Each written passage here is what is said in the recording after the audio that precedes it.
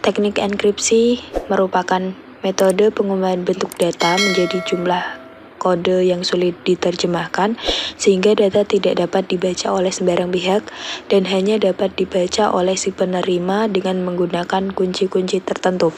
Jadi kalau kita enkripsi data yang punya kuncinya itu kita, kalau kita mau mengirimkan data maka kita harus mengirimkan juga kuncinya.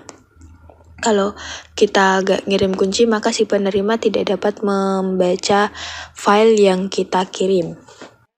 Kunci enkripsi biasanya terdiri dari beberapa huruf acak, entah itu kapital atau angka, dan juga biasanya untuk lebih mengamankan data, biasanya dibuat kunci yang lebih panjang atau lebih rumit. Untuk teknik enkripsi sendiri ada dua, yaitu public key dan private key. Yang pertama, public key. Pada metode ini dibutuhkan dua kunci yang berbeda untuk melakukan enkripsi suatu data yang bersifat dapat dilihat oleh siapapun. Contoh, kalau misal kita mau menerima atau mengirim suatu file, kita bisa menggunakan email. Maka kita harus memberikan alamat email yang benar agar kita dapat mengirim atau menerima. Kalau misal alamat emailnya salah, maka kita tidak dapat menerima atau mengirim file tersebut. Jadi alamat email adalah kunci public key. Yang kedua, private key. Pada metode ini hanya digunakan satu kunci untuk melakukan penguncian pada data bersifat rahasia dan hanya diketahui oleh pemiliknya. Contoh, kalau di handphone itu biasa disebut password waktu kita login handphone kita atau menghidupkan handphone kita. Jadi hanya kita yang punya kodenya. Kalau orang lain mau akses, maka kita harus memberikan kode milik kita. Tapi diusahakan jangan menyebarkan private key agar data kita tetap aman. Selanjutnya adalah langkah-langkah proses enkripsi.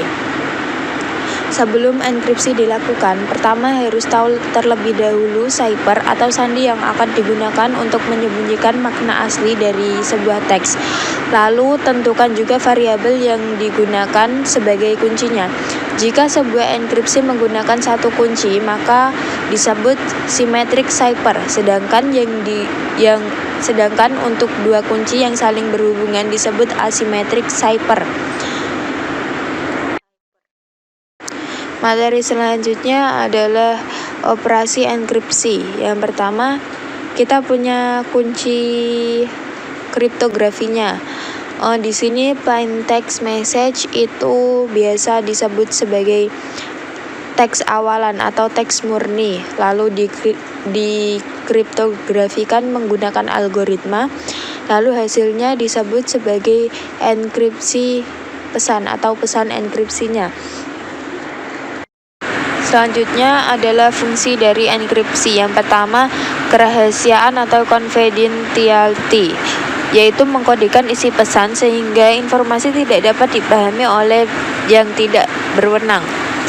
Yang kedua, autentikasi atau authentication, yaitu memverifikasikan asal pesan tersebut. Yang ketiga, integritas atau integrity, yaitu membuktikan isi pesan tidak berubah sejak dikirim. Yang keempat, non-repudiation, yaitu mencegah pengirim menyangkal bahwa mereka mengirim pesan terenkripsi. Selanjutnya adalah cara mengenkripsikan serta langkah-langkahnya. Salah satu cara enkripsi yang bisa diterapkan untuk mengamankan data pada handphone yaitu contoh, kalian pergi ke setting, lalu personal, kemudian security. Jalur mungkin di setiap ponsel berbeda, tapi desain tetap ada. Selanjutnya akan diminta untuk mengatur PIN atau password lock screen jika belum melakukannya. Berikutnya nanti kita harus mengetikkan setiap kali memboot atau merestart ponsel untuk mendapatkan akses file yang dienkripsi. Aktifkan enkripsi perangkat. Itu caranya. Lalu Proses selanjutnya adalah enkripsi data. Enkripsi data adalah proses pengamanan data informasi. Bagaimana caranya mengamankan enkripsi data ini dilakukan? Enkripsi data mengamankan data informasi dengan cara membuat data informasi tersebut tidak bisa dibaca tanpa bantuan khusus. Maksudnya, hanya pihak yang terlibat saja yang bisa membaca pesan tersebut. Jadi, private key tadi ya. Selanjutnya adalah jenis-jenis enkripsi data. Yang pertama ada enkripsi MD2.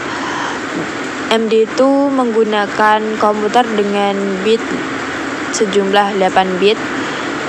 Enkripsi ini hanya digunakan sampai 2004 lalu digantikan dengan MD4.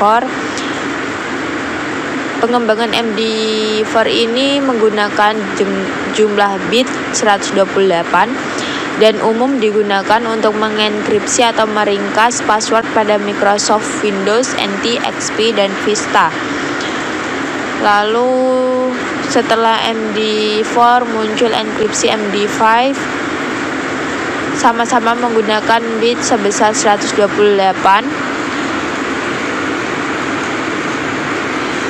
Ini biasa digunakan untuk aplikasi keamanan dan pengujian integritas sebuah berkas file.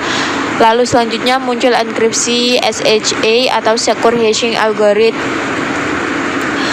yaitu serangkaian metode kriptografi yang dirancang langsung oleh National Security Agency atau NSA yang diterbitkan oleh NIST, yang dapat melindungi dengan cara memberikan hash yang tidak dapat dibaca tanpa adanya deskripsi atau kunci. Selanjutnya adalah enkripsi RC4, yaitu penyediaan stream cipher di mana proses enkripsi dan dekripsi dilakukan dengan cara bit per bit. Lanjut dengan base64, yaitu metode enkripsi yang menerjemahkan data biner yang berbentuk American Standard Code for Information. Materi selanjutnya adalah cara mengenkripsi data. Salah satu cara mengenkripsi yang bisa diterapkan untuk melindungi data pada pesan WhatsApp maupun Telegram adalah enkripsi. Hal tersebut agar pesan hanya bisa dibaca oleh orang yang bersangkutan, maka aplikasi berpesan menggunakan end-to-end untuk memastikan bahwa hanya orang yang bersangkutan saja yang dapat melihat maupun mendengarkan pesan yang dikirim dari aplikasi tersebut. Untuk memverifikasi bahwa chat individual terenkripsi secara end-to-end, kalian bisa coba buka pesan WhatsApp, lalu buka chat, ketuk nama icon kontak untuk membuka layar info kontak, lalu ketuk enkripsi untuk melihat kode QR dan angka digitnya, biasanya terdiri dari 60 digit.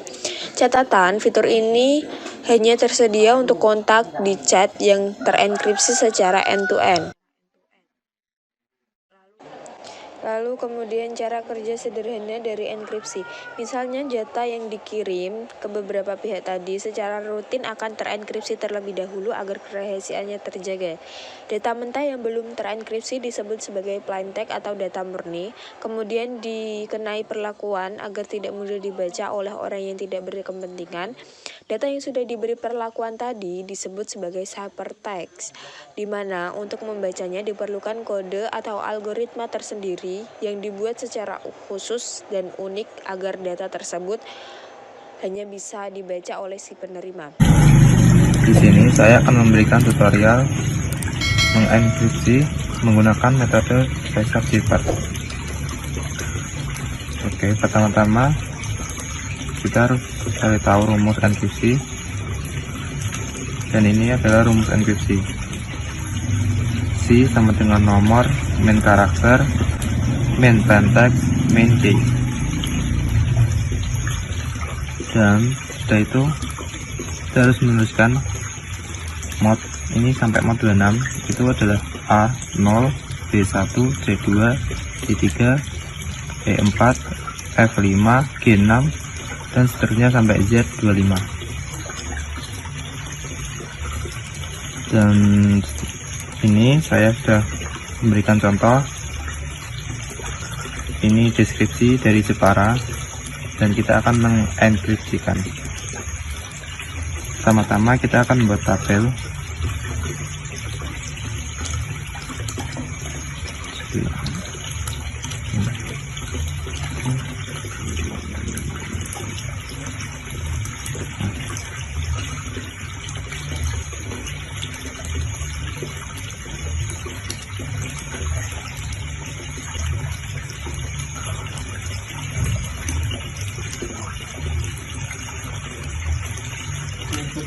Setelah membuat tabel, kita masukkan nomor dari alfabet tersebut. J itu di nomor 9, E di nomor 4, P ada di nomor 15, A 0, R 17, A 0. Setelah itu kita masukkan rumusnya, yaitu C sama dengan ini, masukkan nomor 9 ditambah Q-nya 10. Terus buka mod 26 sama dengan 9 tambah 10 19 di mod 26 sama dengan 19, dan huruf ke-19 itu ada di T. Yang E tinggal C sama dengan E itu 4 plus 10 dengan 4 tambah 10 14 huruf ada di nomor O. P sama dengan P nya 15 tambah 10 dengan 15 tambah 10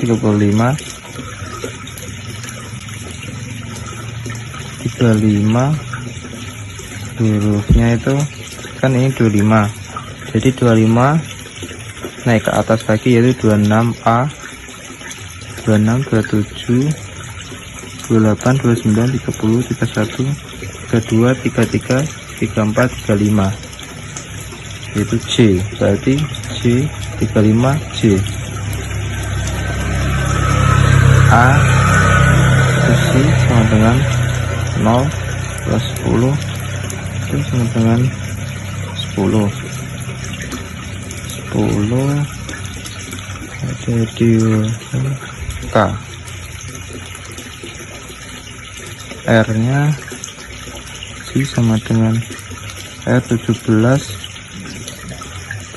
tambah 10 dengan 27 jadi 24, 25, 26, 27 B.